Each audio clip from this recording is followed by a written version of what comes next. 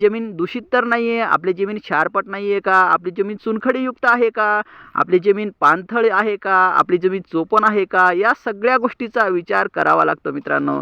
कारण तरच आपल्याला आपल्या जमिनीमध्ये चांगल्या प्रकारे उत्पादन घेता येतं.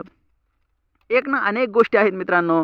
त्यासाठी शुद्ध बीजापोटी फळे रसाळ गोमटी हे एक आज मी तुम्हाला सोल्युशन दिलं आहे, की आपण जे बेने प्लॉटमधून बियाणं कसं आणायचं, कसं बियाणं निवडायचं, डोळा त्याचा कसा असला पाहिजे आणि आपल्या रानामध्ये आपण त्याची कशी लागवड करायची.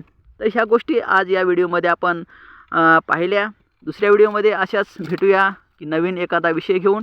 आणि मित्रांनो, ही गोष्ट लक्षात घ्या की ध्येय निश्चित करा तुमचं. तुम्हाला काय पाहिजे हे तुम्हाला अगोदर माहिती असलं पाहिजे की तुम्हाला काय पाहिजे.